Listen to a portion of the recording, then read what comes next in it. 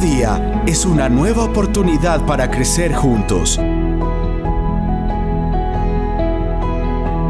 Nuestra misión es administrar diversos proyectos que conectan la ciudad para facilitar el desarrollo, progreso y crecimiento de la Universidad de Antioquia.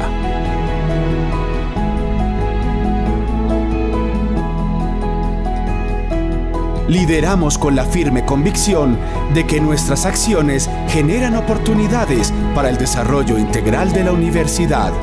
Asumimos retos porque creemos en las personas, trazamos nuevos caminos que cambian realidades.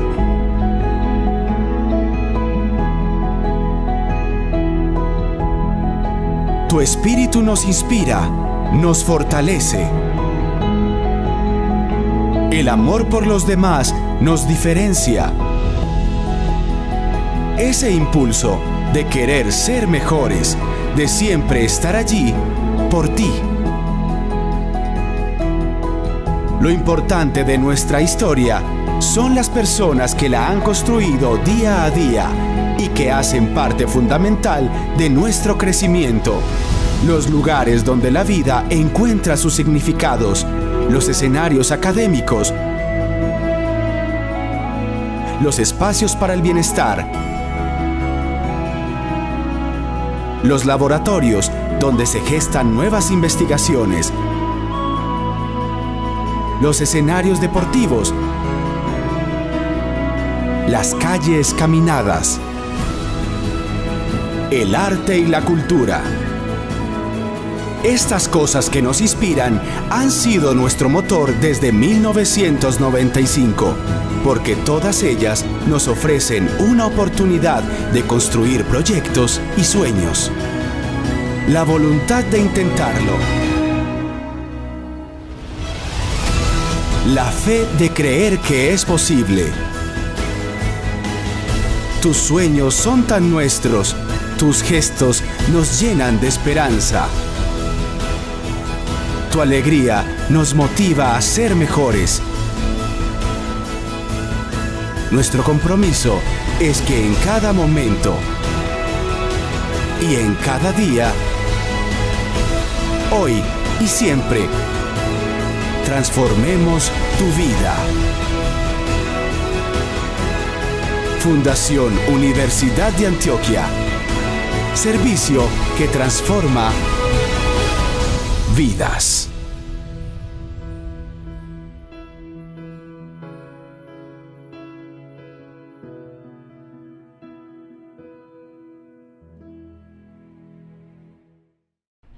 Buenos días, sábado 28 de noviembre de 2020.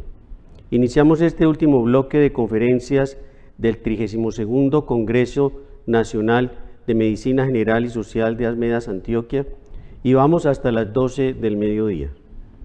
La primera conferencia de esta mañana se titula Hipertensión arterial y está a cargo del doctor Álvaro Mauricio Quintero Osa, médico y cirujano egresado de la Universidad de Antioquia, especialista en medicina interna de la Universidad Pontificia Bolivariana, en donde labora actualmente como docente, subespecialista en cardiología y cardiólogo clínico de la clínica CardioVip.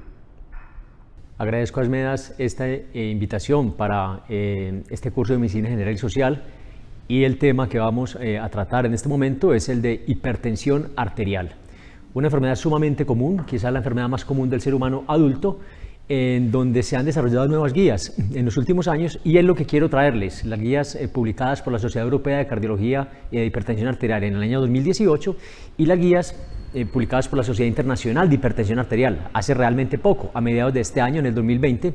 Entonces evaluaremos algunas similitudes y diferencias en cuanto a estas dos guías de, repito, esta importante enfermedad. Estas son el soporte bibliográfico para esta charla. Tenemos las dos guías publicadas. Estas son guías de acceso gratuito. Todos podemos tener acceso a revisar en forma un poco más profunda algún tema específico que nos interese en cuanto al manejo, al diagnóstico, al tratamiento, al pronóstico de los pacientes con hipertensión arterial. Y estos 6 puntos son los que quiero tocar en los siguientes 25 minutos de presentación. Primero evaluaremos cómo se está definiendo actualmente la hipertensión arterial. Segundo, cómo es la forma adecuada de medirla. Tercero y muy importante, cómo se estratifica el riesgo del paciente hipertenso. Hay que estratificar el riesgo cardiovascular global. La hipertensión es una variable aislada. Cuarto, ¿cuáles son los pasos para dar inicio al tratamiento? Como quinto punto, las metas de presión que debemos alcanzar de acuerdo al perfil de riesgo de cada uno de nuestros pacientes. Y finalmente, ¿cuáles son las estrategias terapéuticas para lograr el control de la hipertensión arterial? Entonces, ¿cómo se clasifica la presión arterial o la hipertensión arterial cuando hacemos una medición en el consultorio de acuerdo a las guías europeas? Es muy importante decir que de acuerdo al valor de las cifras tensionales tenemos una clasificación óptima, normal, normal alta, y ya hablamos de grados de hipertensión arterial. Los europeos tienen 3 grados de hipertensión arterial del paciente hipertenso. Sin embargo, lo más importante a notar es que cuando tengamos un paciente con una presión sistólica por encima de 140 milímetros de mercurio y una presión diastólica por encima de 90 milímetros de mercurio, hablaremos que ese paciente padece hipertensión arterial. Repito, los europeos nos dan 3 grados de estadificación y la Sociedad Internacional lo simplifica un poco más. Habla de hipertensión arterial cuando también el paciente tiene una sistólica por encima de 140 y una diastólica por encima de 90, pero nos habla únicamente de 2 grados de hipertensión arterial. Lo hace un poco más simple. Les quiero recordar que hace muchos años hablábamos de hipertensión leve, moderada, severa. Estos términos ya están plenamente reevaluados porque pensábamos que el hipertenso leve no había que tratarlo, pero ya sabemos plenamente que un paciente con grado de presión arterial por encima de 140 en sistólica, por encima de 90 en la diastólica, tiene riesgo de lesión de órgano blanco asociado a la hipertensión arterial. Y esto es muy importante mencionarlo porque recuerden que los europeos los americanos en el año 2017 publicaron unas guías de hipertensión arterial en donde hablaban del paciente hipertenso con una sistólica por encima de 130. Pero vemos que este concepto es francamente debatible y lo veremos con evidencia más adelante. En algunos casos debemos echar mano de un monitoreo, de un automonitoreo de la presión arterial. Cada vez más nuestros pacientes adquieren dispositivos para medirse la presión arterial, o del monitoreo ambulatorio, es decir, del mapa, que no son condiciones sine qua non para hacer el diagnóstico de hipertensión arterial, pero que en algún momento determinado pueden ser útiles para soportar el diagnóstico o que el paciente definitivamente no es hipertenso. Es importante saber que cuando se hacen las mediciones en casa o en forma ambulatoria se aceptan o el rango para hablar de hipertensión arterial es un poco inferior, y por esto tanto en el mapa como en el monitoreo en casa, valores por encima de 135 en el día en cuanto a sistólica, por encima de 85 en cuanto a diastólica, nos hablan de que el paciente es hipertenso. ¿Qué recomiendan las guías europeas en cuanto a detección y diagnóstico de hipertensión arterial? Pues primero y muy importante, que con una sola medida no es suficiente para decir que el paciente es hipertenso. Debemos hacer varias mediciones en la misma consulta y generar un promedio que nos dé el valor exacto o más aproximado de la presión arterial sistólica y diastólica de nuestro paciente. Pero no es en una sola visita. Un paciente puede hacer hipertensión de bata blanca, y esto es bastante común en personas adultas. Hasta un 25-30% de las personas que van a un consultorio pueden elevar las cifras de presión arterial sin que eso signifique que el paciente es hipertenso. Por eso es importante hacer mediciones durante varios días. Ahora, si un paciente es francamente hipertenso, una presión arterial en grado 3 para los europeos, es decir, una sistólica por encima de 160 o una diastólica por encima de 105, 110, muy probablemente ese paciente sí es hipertenso. Nos podemos apoyar, como mencionaba anteriormente, de un automonitoreo de la presión en casa o de un monitoreo ambulatorio de la presión arterial bajo ciertas circunstancias, específicamente cuando sospechemos hipertensión de bata blanca, repito, una condición bastante común, o cuando sospechemos un fenómeno de hipertensión enmascarada. También es muy importante recurrir a este tipo de medidas ambulatorias o automonitoreo o monitoreo ambulatorio cuando sospechamos que en aquel paciente hipertenso que estamos ofreciendo tratamiento farmacológico, el paciente esté desarrollando hipotensión ortostática. Muy importante es cómo se detecta y cómo es la forma adecuada de medir la presión arterial. Pues muy bien, el paciente debe estar tranquilo, no debe haber consumido cigarrillo ni cafeína, ni haber hecho ejercicio al menos 30 minutos antes de la medición, debe tener la vejiga vacía. Esto puede falsamente aumentar las cifras de presión arterial y estar idealmente relajado. El paciente debe estar adecuadamente apoyado a su espalda y adecuadamente sentado, que un fenómeno de contracción muscular no incremente las cifras de presión arterial. Y además el paciente tampoco debe estar hablando. Es muy importante también que el manguito sea del tamaño adecuado para el brazo del paciente y que esté a nivel del corazón. También es muy importante cuando usemos equipos electrónicos que estos estén adecuadamente calibrados, ya que la descalibración de estos dispositivos puede generar falsas cifras de presión arterial, bien sea altas o bajas. ¿Qué sucede cuando determinamos el valor de presión arterial que tiene un paciente? Pues es muy importante que si el paciente está en una presión óptima, pues a este paciente le hagamos un seguimiento al menos cada 5 años. Si el paciente tiene presión arterial normal, pues es importante que hagamos medición al menos cada 3 años. Si el paciente tiene una presión arterial normal alta, es muy importante evaluar si tiene una hipertensión enmascarada o no, y si confirmamos que el paciente está en un rango de presión arterial normal alta, pues reevaluaremos a ese paciente más o menos al año.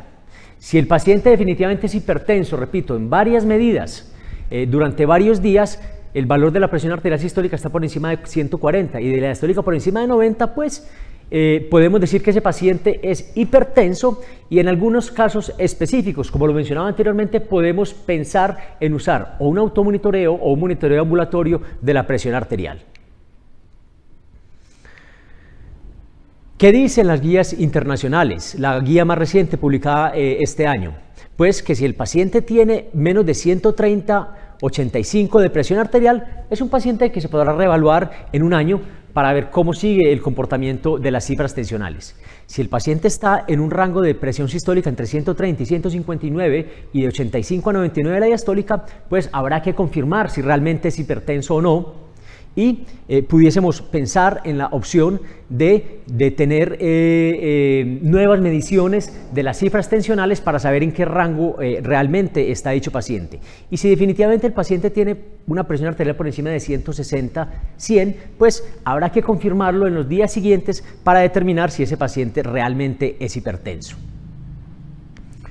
Tercer aspecto, y es bien importante, la estratificación del riesgo cardiovascular global. Les recuerdo que la presión arterial no es un fenómeno aislado. Siempre habrá que evaluar en forma conjunta otros factores de riesgo cardiovascular que nos conducen a enfermedad cerebrovascular, que nos llevan a infarto agudo del miocardio o insuficiencia cardíaca, que producen enfermedad vascular periférica o enfermedad renal crónica. El conjunto de todos estos factores es lo que nos permite estadificar adecuadamente el riesgo de nuestros pacientes. Y los europeos mencionan que el paciente, en esta guía de hipertensión, que el paciente tiene un riesgo muy alto bajo estas circunstancias. Primero, si tiene enfermedad cardiovascular documentada, es decir, tuvo un SB, tuvo un síndrome coronario agudo, tiene insuficiencia cardíaca o tiene enfermedad vascular periférica o enfermedad aórtica. O si se documenta enfermedad cardiovascular por algún tipo de imagen, un Doppler carotidio, una arteriografía coronaria en donde se demuestre que hay una obstrucción de más del 50% en la arteria evaluada. O si el paciente es diabético con daño de órgano blanco, si tiene proteinuria, si tiene una hipertensión en grado 3 o tiene otro factor de riesgo cardiovascular no controlado como dislipidemia. Si tiene enfermedad renal crónica importante, una tasa de filtración por debajo de 30 mililitros minuto. Recuerden que los pacientes renales crónicos, el 75% de ellos mueren por enfermedad cardiovascular, no mueren por una urgencia, por una crisis urémica, no mueren por infecciones. La principal causa de muerte de estos pacientes es la enfermedad cardiovascular. O si un paciente tiene un score de riesgo calculado por cualquiera de los scores validados, Framingham, el score de los europeos, si el riesgo de ese paciente de un evento cardiovascular es mayor de 10% en los 10 años siguientes, ese paciente también es de riesgo muy alto. Obviamente hay pacientes con riesgo alto, riesgo moderado y riesgo bajo, en donde tendremos que tener siempre la atención puesta en el desarrollo de otros factores de riesgo y reclasificarlos cuando aparezcan estos y lo clasifiquen de un riesgo más alto. Basados en esto, el riesgo cardiovascular se calcula de acuerdo a 3 situaciones. Naturalmente, lo primero es el grado de presión arterial. Pero no solo es el grado de presión arterial y entre más alto, pues mayor probabilidad de que el paciente tenga riesgo más alto o muy alto y mayor probabilidad de desenlace cardiovascular. Pero también evaluamos las fases de la hipertensión arterial, si no tiene complicaciones o si ya tiene compromiso de órgano blanco o lesión de órgano blanco mediado por hipertensión arterial, si ya tiene proteinuria, si ya tiene insuficiencia cardíaca o hipertrofia ventricular izquierda, si ya tiene estenosis carotidia y finalmente si el paciente ya tiene enfermedad cardiovascular establecida. Y el tercer elemento importante es la coexistencia de otros factores de riesgo cardiovascular, si tiene dilipidemia o si tiene diabetes mellitus, si fuma. Todos estos factores se suman y nos clasifican al paciente como de un riesgo bajo o de un riesgo cardiovascular muy alto. Para la Sociedad Internacional, naturalmente, esta clasificación es mucho más simple, partiendo porque solo tienen 2 grados de hipertensión arterial. Sin embargo, es muy similar, en donde vemos el valor de presión arterial, el grado de hipertensión arterial del paciente, vemos si hay otros compromiso o lesión de órgano mediado por hipertensión o si ya tiene enfermedad cardiovascular establecida. Esto clasifica al paciente como de bajo riesgo o de alto riesgo cardiovascular y de acuerdo a eso vendrán las intervenciones. Estratificación de riesgo cardiovascular. Ver en forma integral el paciente. La importancia de la intervención multifactorial o multimodal. Si no tratamos un paciente en ninguno de sus factores de riesgo, la probabilidad de un evento cardiovascular es mucho mayor. Si mejoramos la hemoglobina glicosilada, si mejoramos la presión arterial sistólica, si controlamos el valor de colesterol LDL, pues naturalmente el riesgo de ese paciente, en la medida que se vayan controlando todos estos factores, será muy inferior. Y miren cómo, si controlamos los factores de riesgo, aquí la primera línea es hipertensión arterial, colesterol LDL y hemoglobina glicosilada. Miren cómo son los eventos cardiovasculares si controlamos versus no controlamos es cada uno de los factores de riesgo. Naturalmente, si los controlamos, la probabilidad es mucho menor. Para muerte cardiovascular, si no se controla ningún factor de riesgo, la probabilidad de eventos por 1000 personas año es de 51. Pero si controlamos tanto presión arterial como valor de colesterol LDL, como hemoglobina glicosilada, la probabilidad de un evento, de una muerte cardiovascular por 1000 personas años se reduce a más de la mitad, 20. Y lo mismo sucede con desenlaces coronarios.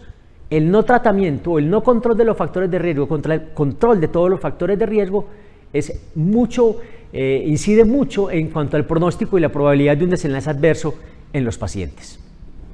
¿Qué debemos enfocar dentro de la anamnesis de un paciente que tengamos con diagnóstico de hipertensión arterial? Pues será muy importante evaluar si tiene antecedentes de enfermedad cardiovascular, si tiene otros factores de riesgo, cómo son sus hábitos de vida en cuanto al consumo de licor, de cigarrillo, en cuanto a su actividad física regular.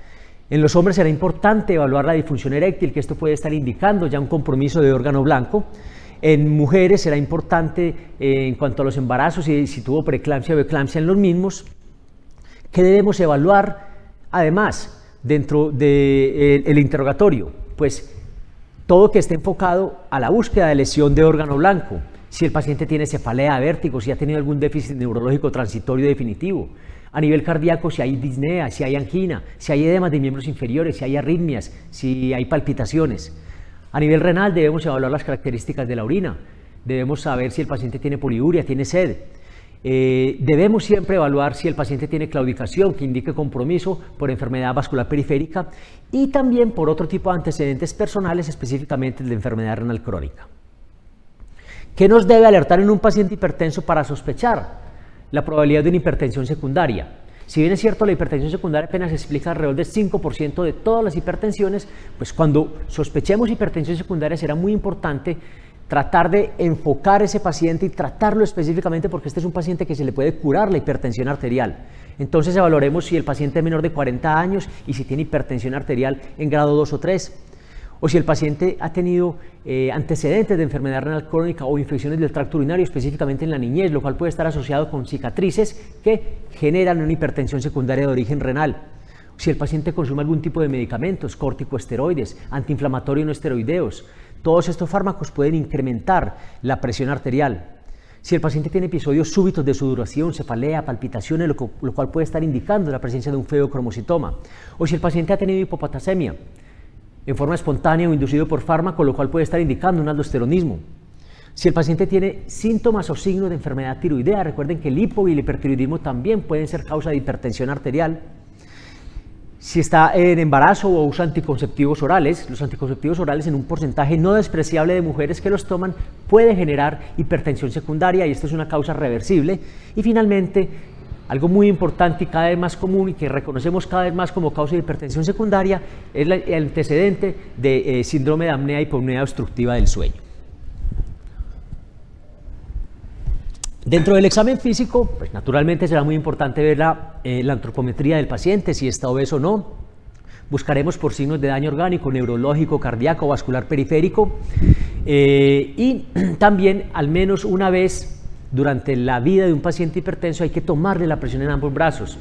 Hay que ver si hay diferencias de más de 10 milímetros de mercurio entre uno y otro brazo, lo cual puede estar indicando dos situaciones: o que el paciente tiene enfermedad vascular periférica de miembros superiores, o que este paciente pueda tener una coartación de aorta. Y algunos otros signos clínicos que nos pueden estar indicando hipertensión secundaria, como estigmas de alguna enfermedad metabólica, como neurofibromatosis.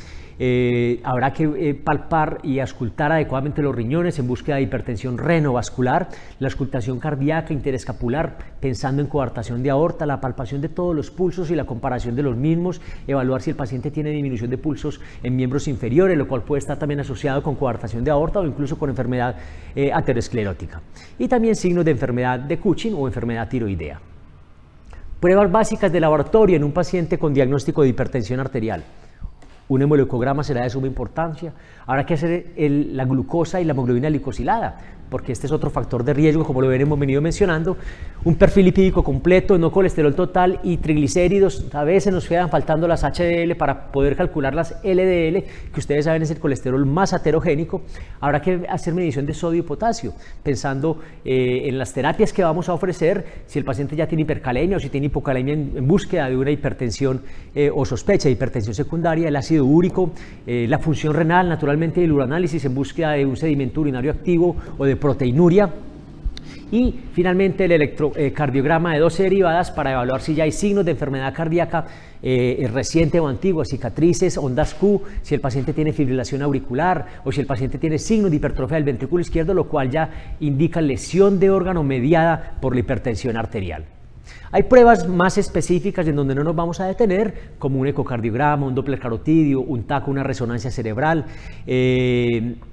una ecografía abdominal. Sin embargo, estos son, digamos, ya pruebas un poco más especializadas que no hay que solicitar en todos los pacientes, solo en el contexto en donde sospechemos que ya hay un compromiso importante de órgano. El cuarto aspecto a tratar será el inicio del tratamiento, el inicio de la terapia. Y aquí quise traer dos puntos que me parecen muy importantes, porque yo sé que a todos los médicos que vemos pacientes con hipertensión arterial, que somos la mayoría en cualquier nivel de atención, desde un primero hasta un cuarto nivel de atención, siempre se nos ha generado duda con respecto a estas dos situaciones. Hay muchas más y las guías las resuelven y los invito a que las consulten cuando tengan alguna duda en el escenario clínico de un paciente específico de cada uno de ustedes. ¿Con qué valor de presión arterial debemos empezar el tratamiento antihipertensivo? Y segundo, en adultos mayores o ancianos, recuerden que la población cada vez está viviendo más, cada vez tenemos pacientes de más edad, más anciana. En estos pacientes, ¿qué tan estrictos debemos ser con el control de las cifras tensionales?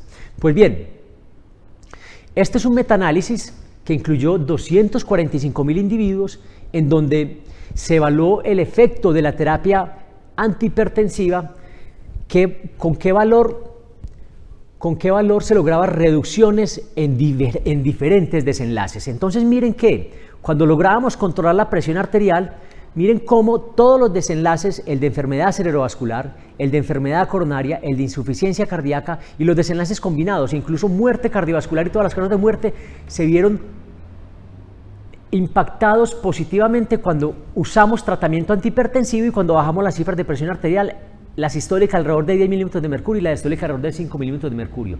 Mire que con reducciones tan sutiles en el valor de la presión arterial ya tenemos efectos terapéuticos francamente importantes y un gran beneficio en la prevención de cualquier desenlace de tipo cardiovascular. Incluso en muerte cardiovascular y muerte por todas las causas.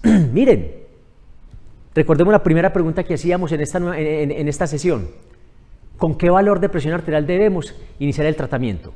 Pues miren que evaluaron pacientes con hipertensión en estadio 1, es decir, presión arterial entre 140 y 160 milímetros de mercurio, presión arterial sistólica, y miren cómo los desenlaces de enfermedad cerebrovascular, el desenlace de enfermedad coronaria y el desenlace compuesto de enfermedad cerebrovascular y enfermedad coronaria, todos se vieron positivamente benéficamente, se vieron beneficiados, se vieron reducidos todos los riesgos o la probabilidad de estos desenlaces cuando tratamos aún pacientes con hipertensión en un estadio 1. Reducciones tan solo del 7% de la presión arterial sistólica produjeron estos beneficios tan importantes. Otra cosa importante, pacientes con riesgo bajo y moderado.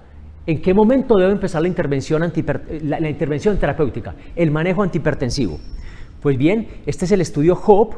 El estudio HOPE es muy importante anotar que tuvo pacientes de Colombia, se incluyeron pacientes del país y miren cómo, de acuerdo a diferentes valores de presión arterial, con una media de presión arterial de 131 se le daba candesartán más hidroclorotiazida o placebo, con una media de, una media de 122, una media de 137 y en los otros una media de 154, como solo hubo beneficio para tratar pacientes con una media por encima, en el subgrupo por encima de 140. No en los pacientes con presión arterial sistólica por debajo de 140, en ellos no hubo beneficio en desenlaces compuestos de muerte cardiovascular, infarto o enfermedad cerebrovascular no fatal. Entonces, gran enseñanza de este estudio, debemos tratar pacientes con presión arterial sistólica por encima de 140, no por debajo de 140, allí no hay beneficio. Y es una de las críticas que se le hace a la guía americana, como mencionaba anteriormente, que decía que el paciente era hipertenso a partir de una sistólica por encima de 130. ¿Qué pasa con los ancianos? Estudio SPRINT, un estudio muy importante de pacientes hipertensos. Es importante decir que el paciente mayor es aquel por encima de 60 años, pero que el paciente anciano, antes que se consideraba por encima de 65, 70 años, no, el paciente anciano ya es aquella persona por encima de 80 años. Miren, el estudio SPRINT, que evaluó 9.300 pacientes en una terapia intensiva para el control de la presión arterial versus una terapia estándar, es decir, si fue más agresivo, ya vamos a ver cómo fue ese tratamiento, incluyó cerca de 30% de pacientes mayores de 75 años. Miren, este es el promedio de la presión arterial en el grupo estándar, 136, o sea, eran pacientes que ya estaban controlados de acuerdo a lo que recomiendan las guías, una presión arterial sistólica por debajo de 140, y en la terapia intensiva se logró una media de presión de 121. ¿Qué sucedió con estos pacientes? Pues los investigadores, antes del estudio, buscaron 6 subgrupos en donde naturalmente se incluían los ancianos. Miren, personas menores de 75 años obtuvieron beneficio de una terapia más intensiva de la terapia antihipertensiva, pero los mayores de 75 años obtuvieron un beneficio mucho mayor, reducciones del 33% en la probabilidad de infarto miocárdico, angina inestable, enfermedad cerebrovascular, descompensación por insuficiencia cardíaca o muerte de tipo cardiovascular. Gran enseñanza de este estudio, los pacientes ancianos debemos tratarlos, no debemos ser laxos en esos pacientes, tratarlo naturalmente si tolera la terapia antihipertensiva. Y miren que los pacientes más ancianos, en este caso por encima de 75 años, también obtuvieron beneficio. Umbral para empezar el tratamiento de la presión arterial. Pues bien, en personas entre 18 y 79 años debemos empezar el tratamiento antihipertensivo con una presión sistólica por encima de 140. si solo es hipertenso, pero si es hipertenso más diabético, si es hipertenso y tiene enfermedad renal crónica, si es hipertenso y tiene enfermedad coronaria, o si es hipertenso y tiene enfermedad cerebrovascular, el valor para iniciar el tratamiento antihipertensivo es una sistólica por encima de 140. En personas mayores de 80 años, podemos decir que el umbral para empezar el tratamiento antihipertensivo son 160 milímetros de mercurio de presión arterial sistólica. Y para la presión diastólica, en todos los casos también, el umbral para empezar el tratamiento es una presión arterial diastólica por encima de 90 milímetros de mercurio. ¿Qué dicen las guías internacionales? Lo mismo. Paciente hipertenso grado 1 por encima de 140, la sistólica por encima de 90 la diastólica, pues deberá hacerse modificación a los hábitos de vida si es un grado 1 y reevaluar prontamente. Si con esto no es suficiente, pues adicionar terapia farmacológica. Metas de presión arterial a alcanzar, volvemos al estudio SPRINT. Mire que la reducción en el desenlace primario de muerte, de enfermedad cerebrovascular, de enfermedad coronaria, de descompensación de insuficiencia cardíaca, se produjo más en el grupo de terapia intensiva, en el que lograron media sistólica en 121 milímetros de mercurio contra el grupo estándar con una media sistólica de 135. Es decir, es mejor ser más agresivos en el tratamiento. Y para mortalidad total sucedió exactamente lo mismo, una reducción del 27% en el grupo tratado en forma intensiva contra el grupo que se trató en forma convencional. Prevención de eventos cardiovasculares en pacientes de muy alto riesgo, lo mismo para enfermedad cerebrovascular, para enfermedad coronaria, para insuficiencia cardíaca. Es más benéfico tratar a los pacientes de muy alto riesgo también. Ya vimos, pacientes de bajo y moderado riesgo hay que tratarlos, y pacientes de alto riesgo también deben ser tratados y lograr las metas de presión arterial con una sistólica por encima de 140 milímetros de mercurio. En diabetes mellitus sucede algo muy constante, muy similar a lo visto anteriormente. Se reduce en forma importante la probabilidad de CV, la probabilidad de enfermedad coronaria, no tanto la insuficiencia cardíaca, pero sí los desenlaces combinados cuando tratamos en forma adecuada un paciente diabético y que es hipertenso, que es muy común la coexistencia de estas dos condiciones. Y las metas de acuerdo al escenario clínico, ya lo veíamos. El objetivo en los mayores de pacientes es tener una sistólica alrededor de 130 milímetros de mercurio con hipertensión sola o con hipertensión más otras condiciones asociadas.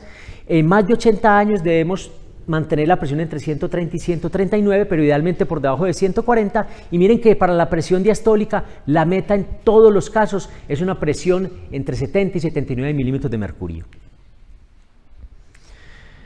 Finalmente, ¿qué estrategia terapéutica utilizar? Es muy importante la modificación de hábitos de vida. Miren, todos tienen una clase de recomendación muy alta y un nivel de evidencia muy alto también en cuanto al consumo de sal, en cuanto al consumo de licor, en cuanto a las dietas saludables, en cuanto al ejercicio regular y la pérdida de peso. Siempre será terapia de base en todos los pacientes hipertensos. Cuando no sea suficiente, con la modificación de los hábitos de vida, pues tendremos que adicionar terapia farmacológica con hipertensión grado 1, o con lesión de órgano blanco, y en los pacientes hipertensos grado 2 siempre tratamiento farmacológico de entrada. ¿Qué recomiendan las guías europeas? Ya estamos concluyendo. Miren que ellos dicen que la primera elección va a ser un inhibidor de la ECA o un ARA2 más un calcio antagonista o un diurético. Idealmente en presentación conjunta, pero si no es posible, pues se darán por separado. Pero esta es la recomendación. Si el paciente no mejora, pues adicionaremos un nuevo fármaco, un tercer fármaco, y si el paciente tiene hipertensión resistente, pues será muy importante, además de los 3 fármacos ya anotados, adicionar un antagonista de aldosterona, espironolactona, en los casos de hipertensión resistente. Los beta bloqueadores se usarán si el paciente tiene alguna otra indicación para hacerlo, como una arritmia, una fibrilación auricular, o si tiene insuficiencia cardíaca, o si tiene enfermedad coronaria. ¿Qué dicen la guía internacional? A diferencia de la europea, ellos en el primer escalón de tratamiento recomiendan también IECAS o ARA2 más calcio antagonista. Sin embargo, no recomiendan la terapia diurética de entrada. Si es necesario, se adicionará más adelante, y finalmente, si el paciente tiene hipertensión resistente, además de los fármacos, 3-4 fármacos que usamos, adicionaremos un antagonista de aldosterona para intentar mejorar el control de las cifras tensionales. ¿Por qué se elige IECA o antagonista del receptor de angiotensina? Pues porque en la mayoría de estudios, cuando se compara con otro tipo de fármacos, ha logrado demostrar disminuciones en la enfermedad, en el desarrollo de enfermedad coronaria, en insuficiencia cardíaca y en algunos casos de enfermedad cerebrovascular. Para concluir, es la hipertensión arterial la enfermedad más común del ser humano adulto y es un factor de riesgo determinante para el desarrollo de enfermedad cardiovascular, cerebral, cardíaca, renal y vascular periférica. Hay que reconocer adecuadamente los pacientes, hay que diagnosticarlos adecuadamente y cuando necesitamos usar no solo la medida en el consultorio, usaremos medidas ambulatorias o un mapa o automonitoreo cuando tengamos la duda de que el paciente si es hipertenso o no, cuando tengamos dudas sobre un efecto adverso de los medicamentos. Y este reconocimiento del paciente deberá hacerse en conjunto con el cálculo del riesgo cardiovascular global. Debemos definir metas terapéuticas, ya las vimos claramente. La presión sistólica idealmente debe estar por debajo de 130 en la mayoría de los casos, en ancianos entre 130 y 140, si lo toleran. Y finalmente, el fármaco de primera línea debe ser un IECA o un ARA2, más un calcio antagonista, pero digamos que las guías permiten que el médico decida cuál de ellos usar, no recomiendan uno sobre otro, son la misma, son familias diferentes de fármacos, pero con el que el médico se sienta cómodo, que tenga experiencia y que también conozca el perfil de efectos adversos. Esto era todo, les agradezco mucho y que tengan un resto de día muy feliz.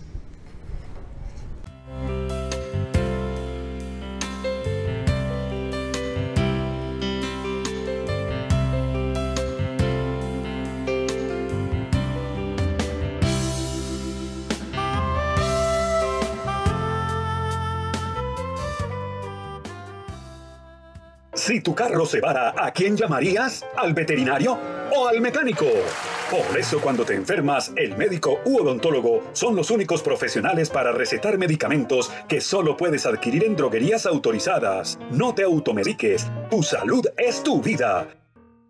Unidos. Gobernación de Antioquia.